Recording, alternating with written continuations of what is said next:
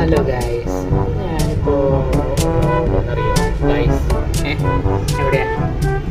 ഞാനിപ്പോൾ ഉള്ളത് വായനശാലയിലാണ്. അതായത് പണ്ഡിറ്റ് കർപ്പൻ ഗ്രാമീണ വായനശാല. അവിടെയാണ് ഞാനിപ്പോൾ ഉള്ളത്. എല്ലാവർക്കും അറിയാൻ പറ്റും, പേരുണ്ടോ?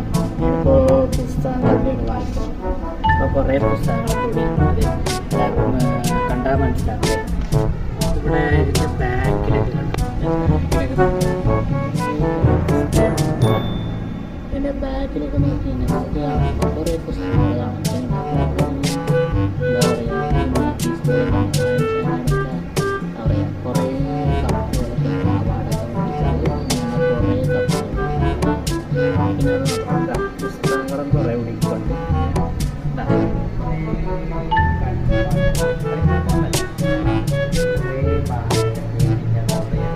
കുറേ ഞാനിപ്പോൾ ഇവിടെ വന്നിരിക്കുന്നത് പറയുമ്പോൾ വായിക്കാനാണ്.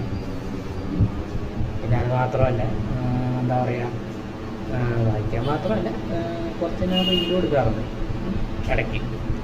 അപ്പോൾ എനിക്ക് സംഭവം എന്ന് വെച്ച് കഴിഞ്ഞാൽ ഇവിടെ വന്ന് നല്ല എന്താ പറയുക, നല്ല റിലാക്സേഷനാണ്. ശരിക്കും പറഞ്ഞാൽ വായനശാലയിൽ ഇരിക്കുമ്പോൾ കുറച്ചും കൂടി നല്ല റിലാക്സേഷനായി. റിലാക്സേഷൻ പണ്ടാരെ നല്ല മൂടുണ്ടാവും. വായനശാലയിൽ ഇരിക്കുമ്പോൾ നല്ല മൂടുണ്ടാവും, നല്ല എന്താ പറയുക വൈബും കൂടെയാണ്. പിന്നെ അത് മാത്രമല്ല, ഇപ്പോൾ വായനശാലയിലേക്ക് ഇരിക്കുമ്പോഴത്തേക്കും തന്നെ അതേ ഇവിടെ ഒട്ടൻ്റെ പൊക്കത്തായിട്ട് ഒരു ക്യാമറ കേട്ടോ ഗൈസ്.